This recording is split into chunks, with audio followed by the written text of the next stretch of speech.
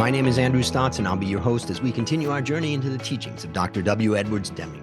Today, I'm continuing my discussion with John Dews, who is part of the new generation of educators striving to apply Dr. Deming's principles to unleash student joy in learning. The topic for today is, do we really need to transform our education system? John, take it away. Andrew, it's good to be back with you. Yeah, I thought, sort of as a jumping off point from our other conversations, I remember, I think in our first conversation, you mentioned you graduated from high school, 1983 in the Cleveland area, went to a solid Hudson High, good traditional public school in Northeast Ohio. And, your question was, if I went back to the high school 40 years later, would it look and sound the same? Would it have gotten better? Would it have gotten worse? What's going on, with our schools in the United States, I think was the basic question. I think, when I answered you, I said sort of two parts. There's the question about what most people probably focus on when you think about that question about, did a school get better? It's did the test scores improve or decline over time? And then there was a secondary question of, did the school transform sort of along the lines of the Deming philosophy? And I think that those two questions would have, different answers depending on which schools you're looking at. But I thought it would be interesting to sort of think about this question: do we really need to transform our education system through the lens of a couple reports, education reports, one that's well known in our world, one that's lesser known, that sort of took a look at at least the test results question in the education sector, and then sort of build from there, this idea of whether or not we need to transform our schools. I think that one thing, there's no shortage of calls to transform, or some people would use the word reform our schools, and those two words probably in and of themselves probably have different implications, but we'll sort of use them interchangeably as we go through that question and attempt to maybe answer that over this episode and maybe a couple additional episodes. I find that fascinating. I mean, as I observe education around the world, from my own experience outside of the U.S., and I look at the U.S. and I think about, the importance of education, the role of education. There's a part of education that you could say is kind of indoctrination in the way a country educates its youth to be a certain way or to understand things a certain way. So I didn't see that part of education when I was young, but now I see every country's got their, sort of indoctrinations that they do within their school system. So, I see it kind of broadly, but I'm just curious, really take us through what you'd like to, explain about that. Yeah, I mean, I think, to sort of start, I think there's this quote in the New Economics where Dr. Deming says that people are asking for better schools with no clear idea how to improve education, nor even how to define improvement in education. And I think if that's and he's saying this roughly the same time that these reports are coming out. And if that's true, I think what happens is when reports come out about the state of our education sector, it's pretty easy to get pulled this way and that, when you don't have a clear picture in your mind for what schools should look like or how to improve schools, these reports have large impacts, right? And so, the first report is well known. It came out about the same time you were graduating from high school in 1983 during the first sort of Reagan administration, called A Nation at Risk. It's pretty well known in the education sector, and it's had a lot of sort of far-reaching impact in both time and place, where even today, 40 years later, we still, some of the sort of roots of the various reforms that we've undergone in our sector, it's still playing a role.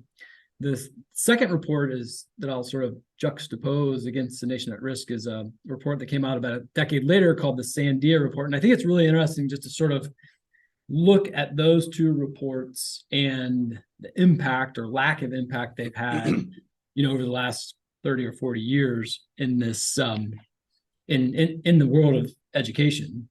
So I think I would start with when A Nation at Risk came out, and it was sort of commissioned by the Reagan administration. The National Commission on Excellence in Education is sort of the group that released the report. And sort of one of the leading sort of statistics that's in the report is that the SAT, the college entrance exam that high school students take, demonstrates a virtually unbroken decline from 1963 to 1980, where average verbal scores fell over 50 points and average mathematics scores dropped nearly 40 points in that roughly 20-year time period. And there's these really memorable quotes that are clearly meant to sort of awaken the public to the state of its schools that people still remember to this day. And I'll read one. It says, "We report to the American people that while we can take justifiable pride in what our schools and colleges have historically accomplished and contributed to the United States and the well-being of its people, the educational foundations of our society are presently being eroded by a rising tide of mediocrity that threatens our very future as a nation and a people." Like, you couldn't get much more sort of wake up type people language. It's really, really interesting. And like I said, this report over the last 4 decades has sort of been that foundation or bedrock for the various federal reforms that people are probably familiar with. Starting with and to put it into context, that's the kind of talk that was coming out of the Reagan administration, like government's not helping and government can be a problem, and we need to pull ourselves up by our bootstraps, and you need to take personal responsibility. So it makes sense that type of language was coming out of the Reagan administration. Yeah, and I mean, I think so. And so this report is floating around. There's a convening of all the governors in the United States in about 1989, and sort of some pretty strong federal education legislation starts getting put together. It starts with the first Bush, and then it ends up being sort of passed during Bill Clinton's years, called Goals 2000, and has various sort of goals around increasing graduation rates and test scores and things like that.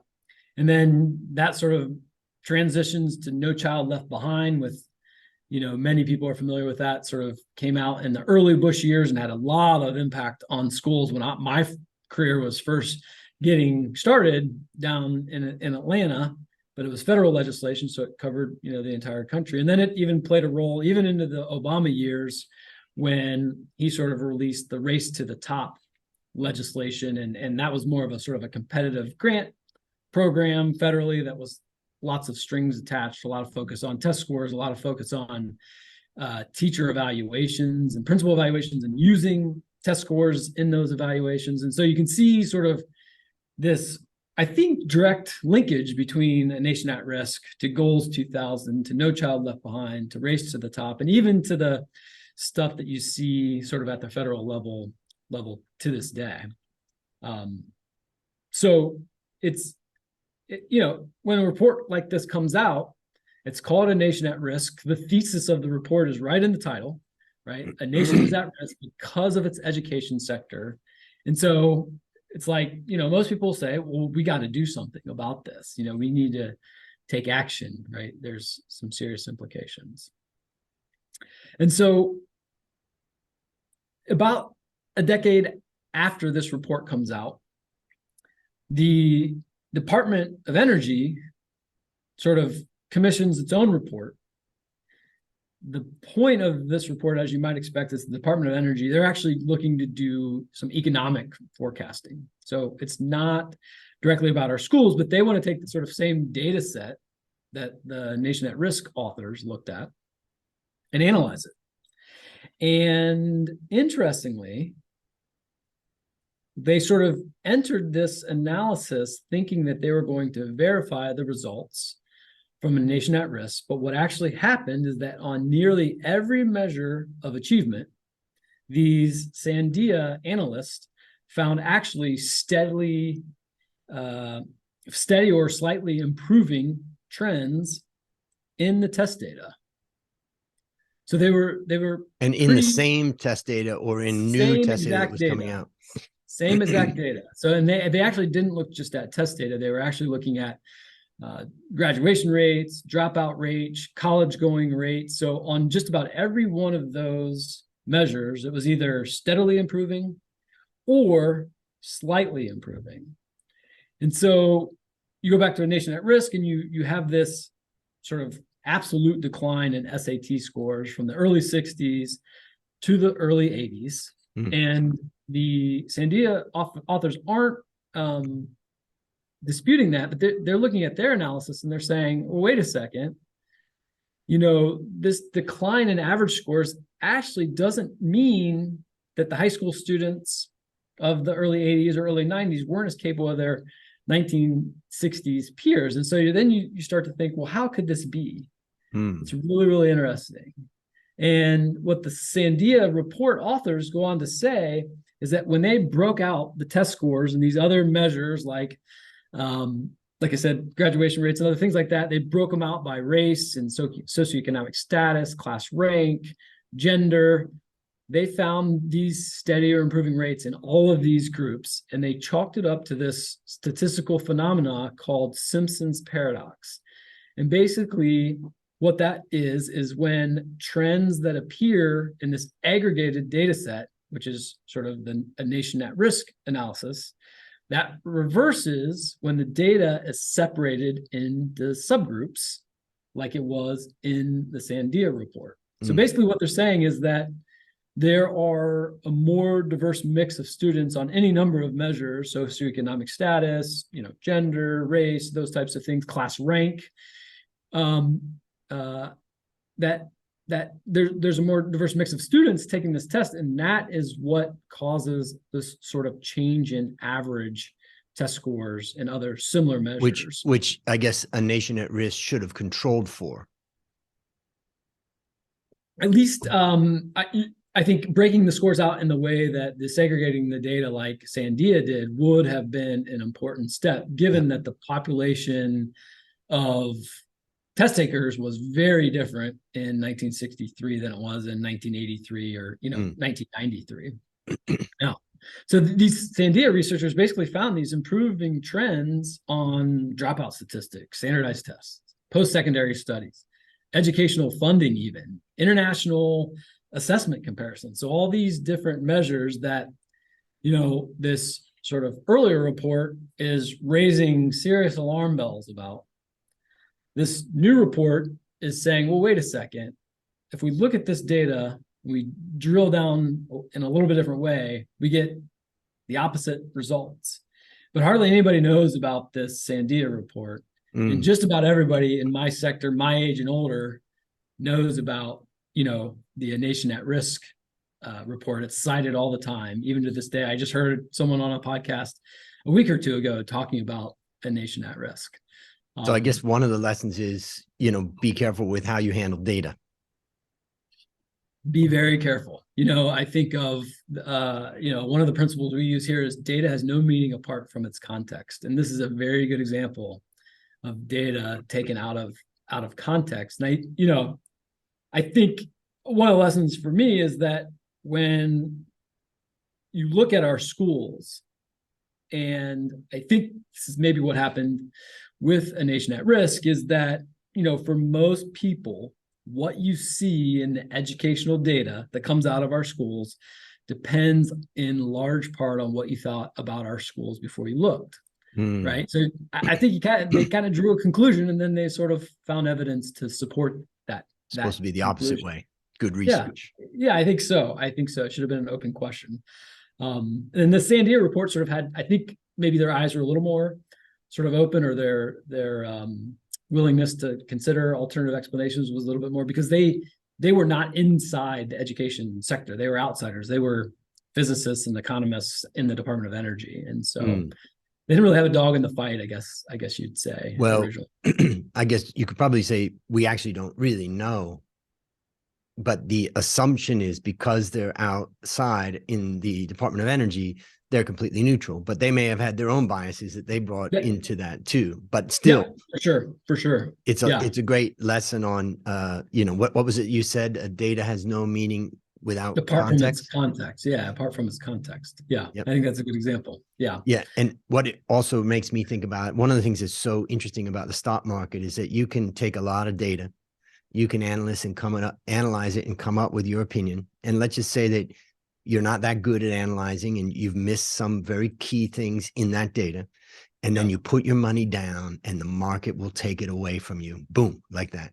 Like there's an immediate punishment for poor logic and reason.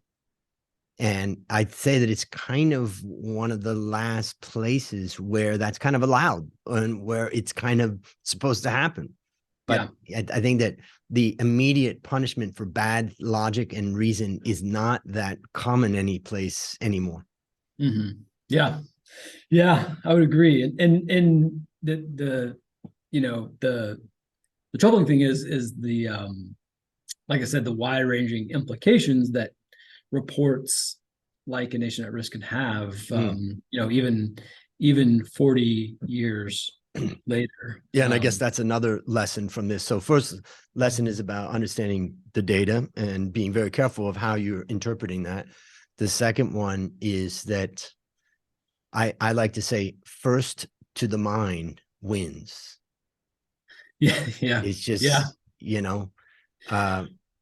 I have a funny story where I moved to Thailand and I didn't have a girlfriend and I lived with my best friend. And basically there was people at that time that took that circumstantial evidence and they said, Andrew's gay. Mm. Okay. That, that circumstantial evidence could point to that.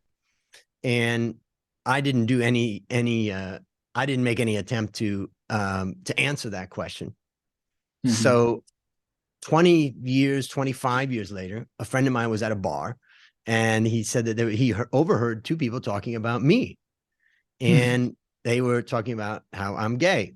And my friend went up and said, well, actually, do you guys know Andrew? And they were like, no, we never met him.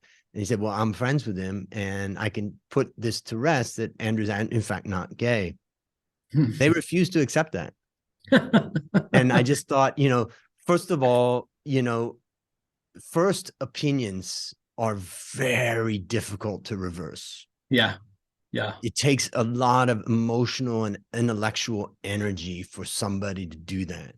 Mm-hmm. And therefore that partially explains. Now, the second part that explains it is that when you attach emotion to something, it also emboldens it, or it makes it in your mind much more. So if you ask an older person, where were you when you heard that John F. Kennedy was shot, they know exactly where they were because that scary, negative, painful emotion was attached to that particular event. So that's another lesson. But really, John, I want to know. So, I mean, my iPhone's improved. The car I drive is improved. The TV I use is improved. Everything around me, the medical, advancements have improved. Has education improved? Yeah, that's a great question, because what is education? I mean, I think, probably in some places and in some times it has, and in other places and other times it hasn't. And in the same place in different times, the answer would probably be different and depend a lot on sort of what it means to improve. Going back to that, original quote from Deming, what does improvement mean? So I'm asking a very non-specific general question. It sounds like what you're saying. Yeah. Well, can I ask it in a little bit different way? Sure. But I was going to say, before we move on from your story, the bar story, I think somewhere there's a researcher named Zanette Telfecki, and I was listening to her on a podcast. I think she's some type of researcher. She said, I can't remember what they were talking about. Maybe it was something COVID related or something from a few years ago. And she said, go, whatever thing is that you're researching or just hearing about, go to the primary source and read the entire thing. Yep. And I wrote that down on a Post-it note. Nobody does that. Nobody does it. No, in fact, I talk about being first to mind. In some training or conversation or book, I am sure that I heard or read about a nation at risk. And then I just repeated a few things over and over as if it was truth and fact for probably 15 years before I went and read the thing myself. And my first impression reading it was, whoa, this is all that's in here? I forget if it's 30 or 40 pages. There's not a lot of data in it. There's some compelling statistics like the SAT thing and some quotes that jump off the page, but I was struck when I actually read it for myself. There wasn't a lot there. Certainly not enough to base 40 years of education reform on. That's for sure. And that, I think that's another lesson too, related to Dr. Deming's teaching. And, let's say sometimes the Japanese were kind of famous about go to the location where the problem is coming from, like get out of your office and go out. I think that Dr. Deming really highlighted the importance of valuing the workers and their inputs because they know what's going on. And so that's something that I think if people aren't reading some of the basic research or originations of ideas, they're also probably not going down and checking out what's actually happening. And you could find a very different story. Yeah, go to the Gemba, go to the factory floor. In our case, it's go to the classroom to see what's actually happening. Yeah, and you're gonna ask that question. So my I want to break my question. Then I'm going to break it down and make it a little bit more specific. Yeah. In hopes that that you could answer it. The first question I have is that if we go back 40 years, and I can remember I had to take a French class, and I wasn't particularly interested in France and French language. I had no, interest in that really at the time. And now let's say it's 40 years later, and a young kid like me has to take a French class.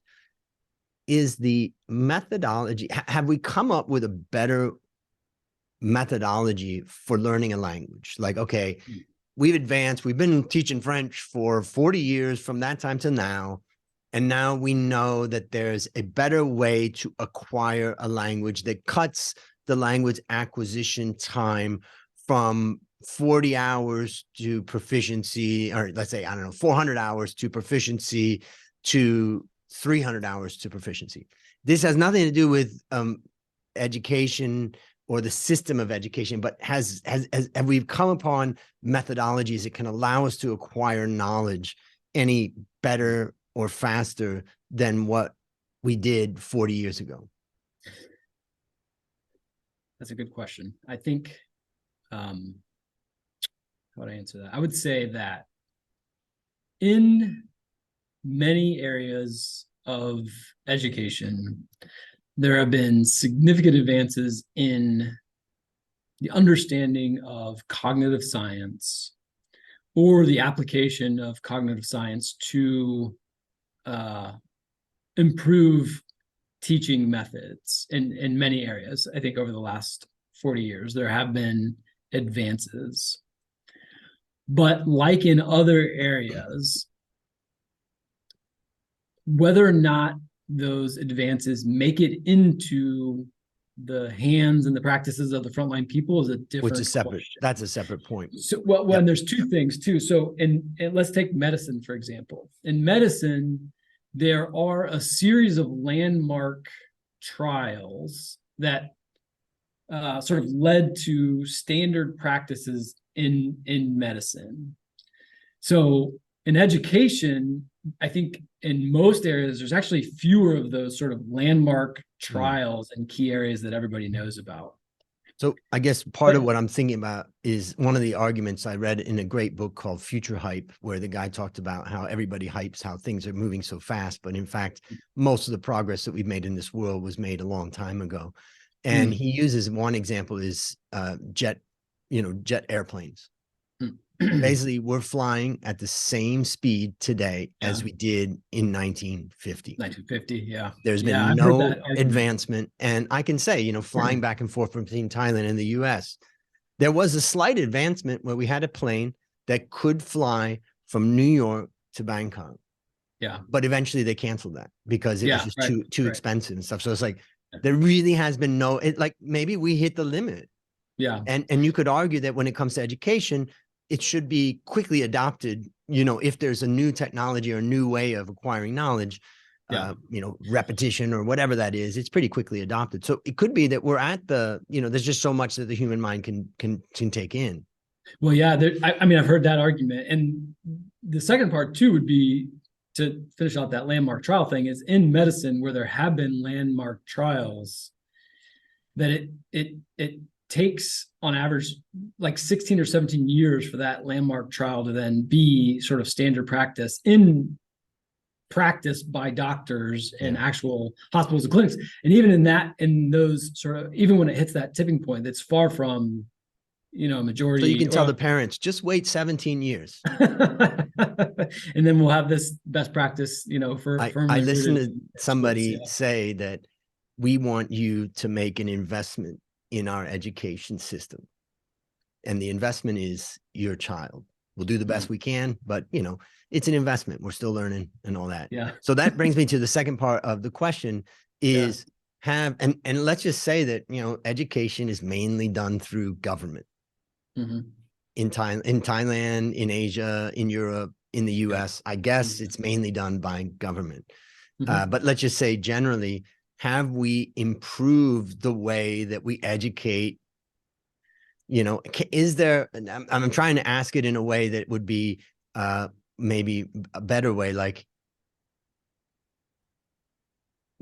I don't know how to ask it, but I'll just say, like I said, my iPhone's improved tremendously.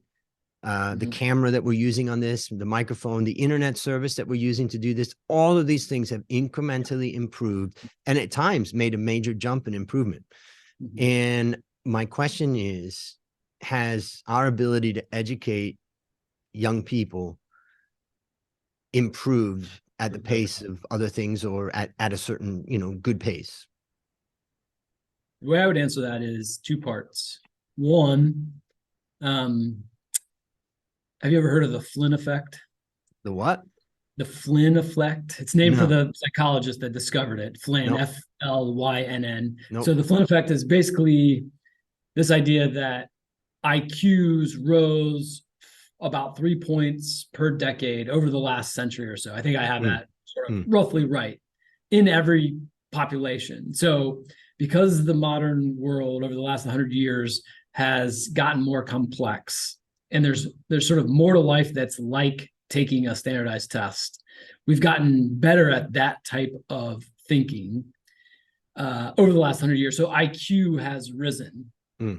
So in that respect, we have gotten better, I guess, at at least measures that sort of purport to sort of approximate whatever intelligence is. However, I don't think that we've closed gaps between groups. Those gaps that exist between different groups performance-wise, I think those, and that's sort of a key area of work for the education reform movement that came out of A Nation at Risk. One of the things that people are working on is closing the achievement gaps between different groups, especially kids that are living in poverty and their more affluent peers. So I think those gaps, over time have been stubborn, because if you consider the Flynn effect, and that's not what's being measured on, state exams, but when one group is going up, but the other group is going up too, right? So both are relatively higher than, let's say, IQ scores were 50 years ago, but there's still this gap between groups. So again, it depends on exactly what you're talking about to determine what. And when it's happened. When I look at Asia, knowing the education system in Asia, first of all, over the last, let's say, 20 to 30 years, you have many, many families that have finally gotten their first kids into college. And you could argue that that's real advancement for that particular family and maybe for that society. The second thing is you can see the culture in Asia still remains that education is very important. And so there's pressure from family and, all that in society that it still is there.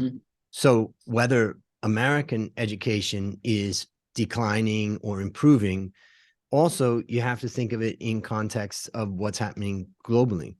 And I think there's two ways to think about it. First is the quality of a country. Ultimately, the education of the people should have some effect on the quality of the country and the quality of life in that country. And then the second thing is that the position of that country in a global context should have some relationship to the level of education of that country. Those are just my, ideas. It's not necessarily something proven, but I feel like that could be true. So I want to kind of wrap this up a little bit, but how would you summarize what you want people to take away from this? Well, like a lot of this stuff, there's, sort of like two counterintuitive ideas here. When you look at these two reports that we were talking about. So on one hand, I don't think there's clear evidence that schools, have been on a steady decline for the last, let's say, 50 or 60 years, going back to that the early 60s that A Nation at Risk is talking about. However, on the other hand, I think that to achieve sort of equitable outcomes for all students, that schools must undergo this transformation sort of on an order of magnitude that's never really been seen or seldom seen in the history of organizations. And I think both reports are mostly looking at test scores, and that's a pretty narrow definition of, success. There's sort of, there may be some uses there because we don't know how groups are doing and maybe where to allocate resources without some of those results, but they're definitely more of an inspection and sorting sort of mechanism than they are an improvement tool, right? And so I think the other problem is that if there's this narrative that the nation is at risk, and then, you're saying that things are on the decline, and then who do you blame for that decline? And I think, what happened a lot in the last 40 years of the education reform movement, deliberately, non-deliberately, what happened was a lot of the brunt of that blame was placed on teachers and principals, the people that are working in schools. By the time Race to the Top comes out, using student test results in teacher and principal evaluations is sort of like part of getting the money that was there available through Race to the Top. And so I think my whole point with these types of reports is that, something like the Sandia Report can have useful insights that maybe can facilitate some sound database decision-making. But, so many times these reports come with these preconceived notions, political agendas, those types of things. And the only way to have the sound decision making is if our education system sits on this sort of solid philosophical foundation. And that's where I think Deming comes in. Because if you have that foundation, you're not going to make changes simply because of changes in test scores, right? You're going to make changes based on whether or not something is principled and needs to change according to the philosophy. And that's where I really see Deming coming in as this solid philosophical foundation. So it doesn't allow you to get swayed by a political agenda. It's a foundation that's grounded in principles. And so that's what I was thinking we, talk about in the next episode is, when you don't have those principles, what are some of the myths that emerge? And then, when you identify those myths and sort of can set those to the side, sort of what are the principles that come in that then drive that transformation going forward? And I think Deming's work is at the center of that. And, one of the things it makes me think about is, can the system transform itself? Yeah. And one of the ways to try to answer this question, it could be right, it could be wrong, is there an alternative solution for educating young people? Yeah. And if there is, has there been an increase or decrease in people turning to that alternative? You could imagine that if there was a competing system and and there was a huge outflow of people from one to another, then parents may say, well, yeah, you guys can't measure, what it is that is great output, but I can. That my student has homework, that my child is learning, that my child is, whatever their assessment is. And so there's someone outside, you could say the customer or the outside interested party just says, I vote with my feet. And I'm just curious, as we wrap up, is there any knowledge that you have on is there an alternative for government education in America? And has that been more or less popular over the last, 10, 20 years? Yeah, well, I was going to say the first part of your answer, I think your hypothesis, your instinct is right, is that you focused on the system. It's that focus on the system versus the focus on the individual, solely on the individuals within the system, like what was happening with the teacher and the principal evaluations and using the test data in those evaluations. So I think, Deming said something like, he estimated that 94% of the problems in organization was due to the system, 6% special, and he meant 6% was maybe attributed to individual issues at the individual level. So the vast majority of the potential for improvement lies with the system. So I think that's what we're talking about here, the redesign of the system. And that also goes back to constancy of purpose. It also goes back to leadership. And is it possible that the system simply can't have constancy of purpose for political reasons or other reasons? And that it's just a question I've never even thought about, but it is, a challenge to think about, is there constancy of purpose? Is there strong leadership? Without leadership, there has to be fortitude there, intestinal fortitude for sure. Strong leadership is a prerequisite. One of the things that Deming railed against was the frequent transitions amongst management leadership in the United States, because you do need that stability of leadership to maintain that focus on the aim that's guiding the system. So I think that's sort of a part of the formula for success, for sure.